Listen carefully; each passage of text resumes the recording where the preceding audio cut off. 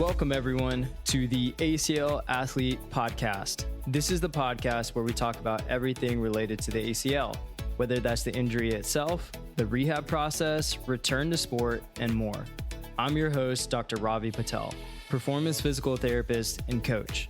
Between myself and fellow guests and experts, you'll learn through the lens of the patient, the healthcare professional, and the coach. The goal of this podcast is to equip you, the athlete, with the education to make the best informed decision about your care and your ACL journey. Thanks for joining. Now let's dive into today's episode. What is up, team, and welcome back to another episode on the ACL Athlete Podcast. Today's episode is one that I've been circling for quite a while now. I've written it down as a topic 4 times in the last week alone, which for me means it's past due. And we're talking about structure outside of your physical therapy sessions. Not the structure you get during your PT sessions, the exercises you might be doing, the stuff you do on the table. It's the other hours. The hours that, if I'm being honest, determine a huge part of how your ACL rehab actually goes. And I want to start with some simple math first. There are how many hours in a week? 168 specifically. If you're going to physical therapy 3 times a week, let's just say that is just what you start off with. It's very common for people to be going 3 times a week as they start off post-op. And then, it could go down to 2 times a week, 1 times a week. It could be every other week or every 2 weeks. The frequency can change. Now, a lot of times this is a little bit more determined based on your physical therapist. They may say 3 times a week. They may say 2 times a week. The interesting components to this is that there is also a productivity level that also can influence potentially outcomes for them. And so I think that there is some math that needs to be figured out, especially if you have a certain cap on visits. Let's say you have 20 visits or 30 visits for the year. Maybe you have 60 or 120 or maybe unlimited. Amazing. That's very rarely most insurances. And so this is something that needs to be factored in. But coming back to, the 168 hours in a week, if you're going 3 times a week, let's say each session is an hour, that's 3 hours of your week. That's 3 of the 168 hours in the week. If you're going twice a week, that drops to 2 hours. Once a week, 1 hour a week. And for a lot of athletes, especially internationally or in the mid to late stages of rehab, it might be once every 2 to 4 weeks. You're essentially on your own the vast majority of the time. And the other thing that's really important here is that it's not that there is a ton of communication in between those sessions. A lot of time, by nature, the way physical therapy is and the way it's designed is that you communicate in those sessions. You get maybe something to take home, an HEP or home exercise program, just some things that you're doing, possibly. Now, there are situations where people are not given anything or just kind of told, do what we're doing here. It's crazy how much that is used, and I think that is more so because in reality, physical therapists, it's a very high volume based structure of a model. So there's not a lot of time to individualize things. It's just the way that healthcare is. It is the same in the US and it is also in other systems where it's socialized medicine. So there's no perfect system. It's just not designed very well for individualization. That makes it hard. And so, like I'm saying, you're on your own a vast majority of the time, especially if the frequency is less than even 2 times a week, right? That's still 2 hours in the week. And now I've touched on pieces of this in other episodes, and I've talked about the gap that exists when PT frequency drops, about falling through the cracks, about why the healthcare system isn't built to support long-term ACL rehab. So this isn't me trying to just bring that stuff back. Of course, this plays into it.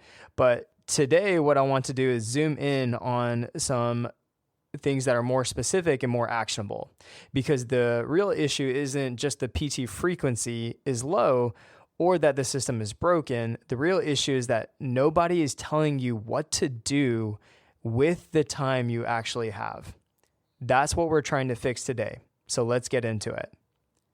Here's the assumption I constantly see.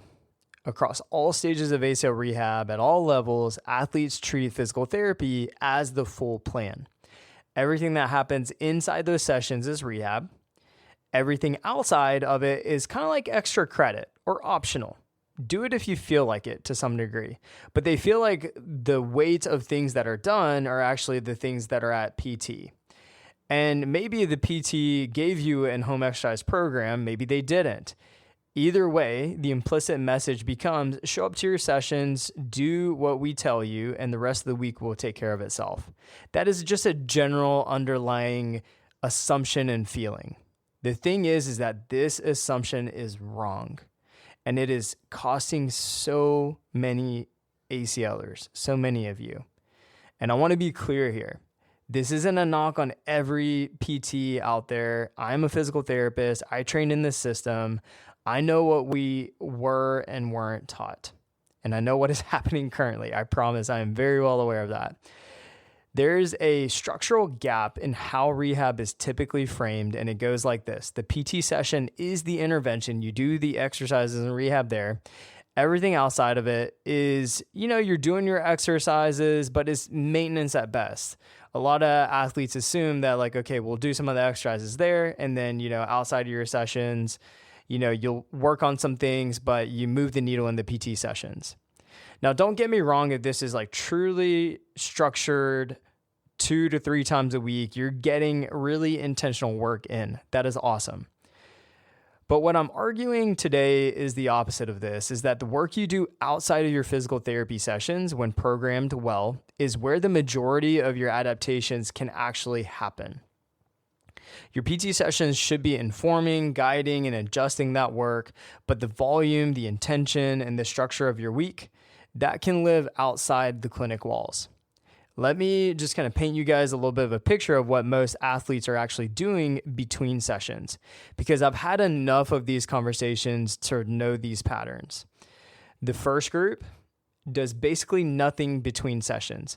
And the other thing I want to consider here is that in different phases, this might vary. So if you are maybe prehab versus post-op versus, let's just say, in the mid stages into the late stages, there could be some variation in this. And that's where I think it's also really important to consider this, because on the front end of this process, when you're first injured or post-op, you're going to be reduced and constrained to what you can do. It's not going to be this full-fledged strength and conditioning program, because obviously the priority is to get the knee in a good place, get it quiet, get it happy, get it calmed down, while also working on strength and mobility, range of motion. Those are things that are going to be important here. But that's going to be more frequent because you're working on range of motion pieces mostly every day, right? When you're early post-op or post-injury. That tends to change a little bit as time goes on, and you start to see this embedding of true exercise-based sessions where you're working on true strength and conditioning, weightlifting, pushing the muscles, pushing positions, later stages of pushing power and dynamic things. But the thing is that early on, it's a bit more limited because of just the way the post-op process is. So you're having more frequency every day. And then as time goes on, it might be 2 to 4 times a week of true training sessions. And then you're doing maybe some mobility stuff in between if you're still trying to close the gap on that, right? Now, this is where it is really, really important, because in this group that I mentioned, the first group, they're not doing anything between the sessions. They show up to that PT, they do the work, and then they go home and they wait for the next appointment. They're not skipping on purpose. Nobody told them it was supposed to be otherwise. The PT didn't give them much. The surgeon said to take it easy. So they do. Weeks go by. They feel like they're progressing because they're going to PT. But outside of that 1 or 2 hours a week, let's say 3 hours max, their body isn't really being challenged at all. Right? And I think this is really important, because you guys would be shocked at the number of people that I hear who are told, do some of this stuff at home, or maybe don't do anything, just focus on the sessions that are here. And then you could just kind of rest in between that, right? And that happens a lot. And it's crazy the amount of conversations I've had with ACLers who are just kind of told not to really do too much, especially in those early post-op phases. And I find this a lot also in the mid stages where, maybe someone's going 2 times a week to PT and they're just doing stuff at PT. And then on the other days, they're not doing anything outside of those 2 hours they spend there. They don't do anything at all in the week. And this happens a lot more than we think. So this is the first group. Second group has a exercise program that is sent home with them. It's a list of exercises their PT gave them. It might be a list on a sheet of paper. It might be something through an app, if you will. Again, not structured. It's just more so of like 10, 15, sometimes even 20 exercises on a printed sheet of paper or on that app, right? And this is where we see a lot of times people will share, they're like, this is all that I'm doing. And sometimes I'll see that people are doing almost, 2 to 3 hours of work 2 to 3 times a day. And this is almost the opposite side of things too. They're doing their best work to do this and get through it, but that list hasn't also changed in 6 weeks and it's almost compounded. It started with 5, it started to get to 10, 15, 20. Half the exercises are from the first month of post-op. Nobody explained the purpose behind any of them or when to progress, what to take away. So they're being compliant, putting in the time, but the quality and the intent of that work is all over the place. I call a lot of this junk volume. People could reduce this by 50 to 75%, have 5 to 8 exercises that they are hitting hard, the right intensity, the right intention, the right recovery, the right movements, repetitions, and they will move the needle versus doing 20 exercises, because more is not always better in this process. And I promise you this. The third group is doing their own thing. They're doing the DIY process, YouTube ACL Rehab videos, Reddit threads, Instagram, tons of posts. They have an ACL little folder on their Instagram that they just save exercises to. And they're like, let me try this. This looks cool. They're piecing something together. And honestly, I give them credit for the effort. They're trying to fill in the gaps. But what they've built is kind of like a Frankenstein program from 12 different resources, and I wouldn't even call them resources. It's just 12 different places that they saw something with no coherent thread running through it. There's no principles underlying it. It's just, this person said this exercise was good, and it's just piecing things together. No rooted framework, principles, no criteria. It's just the DIY process of it. All 3 of these groups are working with the same core problem. There's no structure, not real intention behind their days, and structure is what converts time spent into the progress made. I cannot stress this enough. Now, I want to make an argument that I think is important, especially for where most of you are in this process. You might be in the early post-op, or you might be kind of moving towards like the mid and late stages of ACL rehab. This is where the details matter a lot. And I'm going to say that every single phase is important in and of itself, every single detail, the guidance, the structure, everything that is built around it. It's not just good enough when it's like generic or, 70% there, 80% there. It needs to match you and meet you where you are, especially with your life dynamics, work, school, kids, family, all the other things you're involved with, different stressors, things can change. We're adjusting things every single week for our athletes because of just what life is throwing at them, and because this process is dynamic, because we are dealing with the human body and the knee, right? But the thing is that they have structure each and every week to know what they need to do, what that looks like, and also having it be adaptable. It's not set in stone. We can adjust as we need to. The thing is that those mid and late stages, this is where details are going to be really important. Again, not trying to take away from the early post-op. There's just a little bit more restriction. And I will say if physical therapy can help us get by anywhere, it can be in maybe those early phases. And I'm not saying this because it's just magically because our skill set is amazing in this. It's more so of that the early post-op is constrained. You're going to make the most progress. And it's harder to mess up, if you will. It is harder to mess up. Don't get me wrong. There's still a lot of pieces that can be layered into it that could go wrong. And we see it all the time, like people not getting extension, swollen knees, a lot of issues that people can get from these early phases, but it is harder to mess up. And I would say PTs are maybe a little bit more familiar with compared to mid and late stages, which is where performance, strength and conditioning is really going to be tapped into, and that skill set, which is not something we learn in school. And so these details matter a lot in mid and late stages, because this is where the strength needs to reach real thresholds as well. You can't necessarily always keep protecting things. We got to start pushing things. And this is where the power development kicks in, where plyometric capacity is continuing to be built, where more of the sport-specific movements start getting layered in.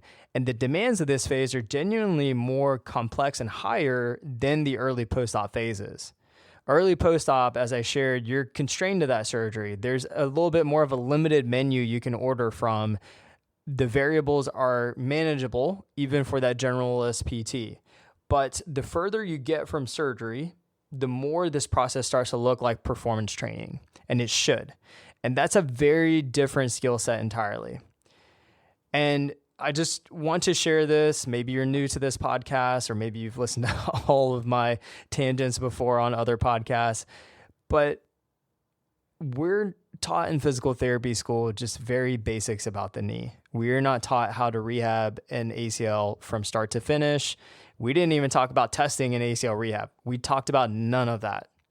We're trained to be generalists coming out of school, and that is not a criticism. It's just the accuracy of what happens.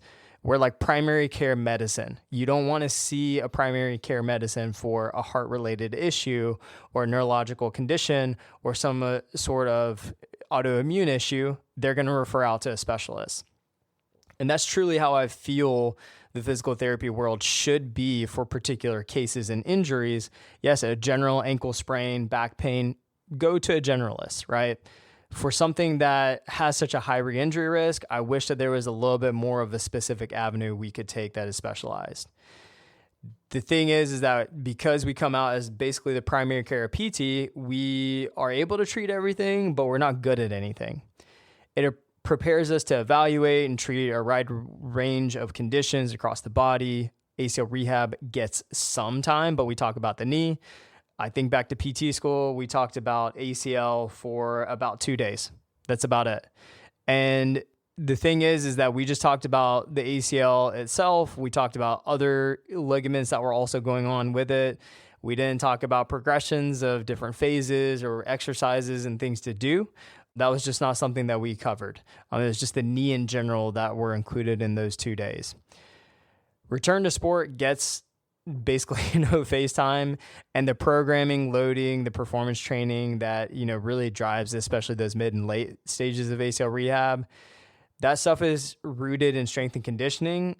And that's something that PTs in general, we just never formally studied.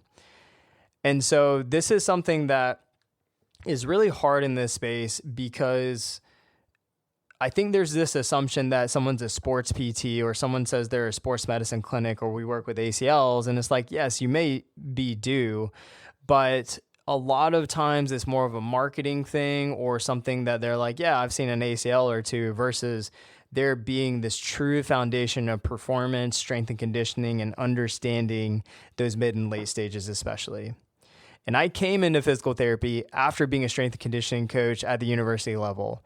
That background is what gave me the foundation to actually program mid and late stage ACL rehab well. I wouldn't say my physical therapy brain really taps in very much. It's all from the foundational S&C performance world where we get our athletes back, which is the most important pieces in this process, performance-based rehab. And having torn my ACL twice, I also know firsthand what it feels like to be on the other side of a plan that doesn't account for what you need in those later months. The irony is that the phase where the programming requirements are highest is also the phase where PT frequency tends to drop. You're seeing your PT less, just as the prescription needs to get more sophisticated, if you will. There's more things to balance, more moving pieces. That mismatch is where a lot of athletes get stuck. So when PT frequency is low and the programming demands are high, especially balancing everything, what fills that gap matters enormously. It's so big, y'all. And right now, for the most part, most people, the gap is being filled with nothing or a static home exercise program, a list of exercises, no structure to it, or random content from the internet. And so usually people go through phases of this, and we see this all of the time. Now, let me give you a different frame for thinking about your week. Think of your week as a training week, not a PT attendance schedule 2 times a week or 3 times a week. Those two are very different things. A training week versus a PT attendance schedule. A training week has structure. It has loading days and it has intentional recovery days. It has purpose built with each session. It has progressions built in from one week to the next. The session you do on Tuesday connects to what your PT worked on Monday. The session you do on Thursday is building on what you did Tuesday. Nothing is random. Nothing is just killing time. Now, let's give you a real example of how this should actually look at different stages. Early post-op. Let's say you're going to PT 2 to 3 times a week. That's 2 to 3 hours of guided work. If you're being guided, right? It might be with PT some, it might be with a tech some. Hopefully you're with the PT the whole time. But usually they are working with multiple people, especially if it's in-network insurance-based. The remaining 4 to 5 days should have some intention behind them. Doesn't mean you're going all out, loading the knee aggressively. It means mobility work that's actually progressing. You're chipping away at it throughout the day. It is intentionally structured. Upper body and the uninvolved leg is getting training work, so you're not losing fitness across the board. Low level activation work for the quads and the hips and the ankles and the calves, the glutes. The point is that even in the early phase, the non-PT days are not just throwaway days. They're not the rest days, right? They are intentionally programmed and built to make sure you don't lose your fitness, but then also that's where you are stacking the days that are going to be so important in the compound interest. It's not just those 2 or 3 days, but it's more so of making sure there's intentional structure behind each and every single day, movement, and the whole week, all 7 days in a week. Now, looking at the mid stages, you're probably seeing your PT maybe once or twice a week if you're lucky based on your insurance and what this looks like. I would say mid stages, people are probably around the 2 times a week if you're going to in-person PT. This is where strength is supposed to be climbing. You're working on max strength, you're working on hypertrophy, maybe some power development. Your quad and hamstring need to be getting legitimately challenged. Plyometric progressions need to start building. If your non-PT days have no structure, these qualities don't develop, especially 2 times a week. You can't build meaningful strength, especially in 1 day or 2 days a week. Now, there are times where 2 days a week does move the needle, right? And I'm not going to say that that is something that we can't work with because we have people who do have, constrained schedules. But when we're looking at this in reality, I would say on average, most people are hitting 3 times a week, right? And we're talking about a minimum effective dose. We're talking about intentional time and volume to each muscle groups, especially your quads and hamstrings. And usually what you'll see at PT is that it's not just very intentional training work for those 1 to 2 days or 1 to 2 hours in that week. Usually you are doing some evaluating. Usually you are doing maybe some soft tissue work with your PT, or maybe there's some other components happening. So it's not like in those 1 to 2 hours of those sessions, it's consistently intentional hard work. And that is very, very important to consider here in cases like this. And so when you're doing those 1 to 2 hours a week, that is something that we need to make sure we factor in what else is going on outside of that. Strength is going to be built on accumulated load over time. That accumulation is going to happen outside of the clinic. The biggest thing is that with people in these phases, a lot of times they'll go to the PT clinics, they'll do their exercises, and then they'll go home and either do kind of the filler, easier stuff in between, or they'll just be told like, do some of the stuff we're doing here on a different gym day, but no structure, no progressions, no repetitions, no like, here's the session, here's how you are going to follow this from start to finish. It is just kind of a little bit more of communicating like, here's what you should try, if they are given any advice outside of that. Now, for the late stage, some of you are seeing a PT once a week, once every 2 weeks, once 3 weeks, once a month, or less. This is very, very common. Maybe you've even been cleared by your surgeon and you're trying to figure out how to get back to your sport. This is the phase where I see a lot of athletes drift. They feel like they're done with formal rehab. They almost feel like they should be there, right? But they actually don't feel like they're there, and they're not back to full performance, back to their sports and activities. This is also an in-between phase where people can get stuck and without structure, especially here, because when they get cleared by the surgeon, there is also a lot of times that people at this point, like later in the process, let's say, 6 months out, 7, 8 months out, they've potentially also ran out of PT visits because that got eaten up on the first part of the process, the post-op especially, and maybe into the mid stages. And so a lot of times that's why there's less frequency in PT. And the thing is that in these phases and without structure, athletes either jump back into things too fast or they kind of just stay stuck a little bit in neutral for a few months. The principles across all of these are the same. Your week should be mapped out very clearly, very structured, not improvised by whatever they recommend from the in-person sessions, not based on how you feel when you wake up, a mapped week with intention behind every training day, every recovery day, every mobility session. And so I want to be specific about what structure actually means because I don't want this to be vague. Structure means knowing at the start of every week what days you're training and what is this for each session. Is it, a quad emphasized strength day? Is it more of a mobility type circuit that you're working through? Is it a combo of the two? Are you spacing one earlier in the AM because you're still working on extension or flexion? Or maybe you're doing a PM session where there is just more of a training session that's strength focused on the quads or just lower body in general? Are we integrating some dynamic work, some plyometric work? Are we progressing you to some on-field work?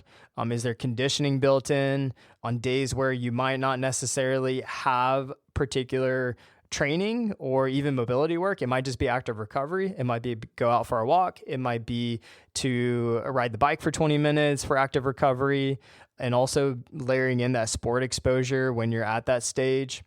So we want to make sure we structure things out. For example, for someone in maybe mid stages, maybe we're doing a Monday, Wednesday, Friday, or maybe Monday, Wednesday, Friday, Saturday, right? Are we returning to running? Are we returning to sprinting? Maybe we're embedding those at the end of sessions or on off days where maybe we can kind of balance the variables and the load. Each of those days, we're not just saying like, okay, go hit some leg stuff and then go. We're like, no, here's your movement prep, which is essentially your warm up. We're intentionally building in mobility stuff, activation stuff, getting the nervous system prepped, getting the tissues warm. And then maybe it's building in, depending on the phase, some power dynamic stuff where we are working in different plyometric work, different med ball work, different things that are going to be important from a dynamic movement standpoint and plyometric standpoint. And then we would probably be working into some sort of compound lift that's going to be very intentional to constrain maybe quad-based movement, hamstring or hip-based movement. And then, of course, working into maybe some other jumping-related work, and then especially accessory work that's going to be so valuable. Maybe that's going to be some hamstring isolation work, quad isolation work, of course, calf isolation work. It might be exploring different ranges of motion, different planes of motion. So this is all going to be based on where you are in the process, but the goal isn't for our athletes to figure that out. We're not just going to say like, hey, okay, we have these ideas, go do this. We're going to structure that and program that in. That's so important. You don't need to be the person that gets in your car and then types in, okay, this is what I want, and then you have to pull out a roadmap to decide which road you're taking to the destination. Instead, you type in the GPS address, and then the GPS takes care of it for you. That is what this should look like for every session, every single week you exist in this process. Structure means each session has purpose that connects to where you are in the process, not just, a laundry list of exercises, a reason those exercises were chosen, a target to hit, and a way to know whether you did enough or too much. Like, these are all super important, and understanding what that dose is for us to move that needle forward and be very calculated and targeted at the goals we're trying to aim for, not just trying to throw things at the wall and seeing what sticks. Structure means in this process, your programming is being updated consistently. It's not the same thing for the next 4 weeks or the next 8 weeks. The ACL rehab process is volatile. Responses change. What challenged you, 2 or 3 weeks ago needs to be different now. If your program looks identical to what you had last month, something might be wrong, and so I think that that's really important to consider. Now, there are cases where we're navigating some setbacks and issues and where we don't necessarily want to change everything, right? And we need to control some variables. So I'm not saying it needs to change every week, but if you're making meaningful progress, not dealing with any setbacks or pain, your program needs to be changing pretty consistently. And so for us, we work in 4 to 6 week blocks in order for us to be targeted towards meaningful goals and particular criteria we are aiming for. And every athlete should always know what that is within the block that we're working in. And so that is something that is very, very important in this process. And so we would just want to make sure that it's not always constantly looking identical to what it looked like, 8 weeks ago. That's something that's really important because we need progressive overload, and athletes also can get bored with this process. And so we want to just make sure that we are being intentional about this. And the other thing that I want to mention is that structure just means someone is reviewing what you're doing. I can't stress this enough. Not just giving you the plan and walking away. It's following up, adjusting when your knee reacts differently than expected.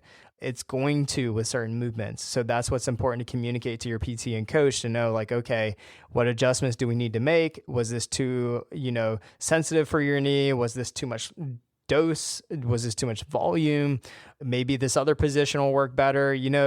There's not this perfect set program and things to do. It's going to be different based on the graft type, the person, their structure, the things that they tolerate well. And so we need to consider those things. This is important where you're having the questions answered that comes up on a Wednesday afternoon, whenever your PT isn't necessarily around, right? Like, that's going to be important. That accountability part of the structure, which can get lost. It's not soft. It's what converts a written plan into something that's actually you're going to execute on, right? And so what structure does not require is having someone physically next to you every day. And I want to stress this because we have tested this over hundreds and hundreds and hundreds of ACLers remotely. Structure does not require having someone physically next to you every day. That's the thing about even remote coaching for us. We built this entire model around, yes, I see people locally here in Atlanta, but remotely we work with people all over the world. You can have elite level structure, elite level programming, and genuine expertise oversight without being in the same room as your provider. We do that, and there's so many friends and colleagues I know who do that all over the world. And it is bizarre how much value you can gain from this. In fact, I'd argue that for mid and late stage of ACL rehab specifically, a well-run remote program with daily programming and support, weekly check-ins, a coach who actually knows this injury, delivers more structure than twice a weekly in-person sessions that are mostly level exercises, maybe passive treatment on the table, and you're not really getting much structure outside of that. The room in this case doesn't build you. The thing that's important is that the plan is what's really going to influence this more than anything.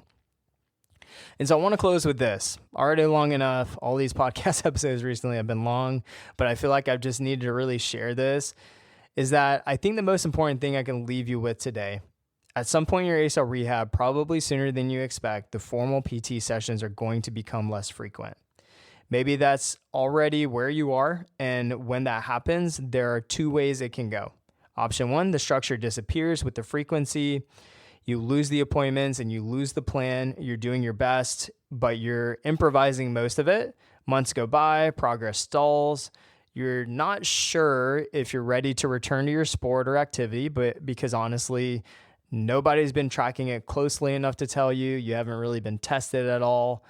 And then option 2 is the structure stays.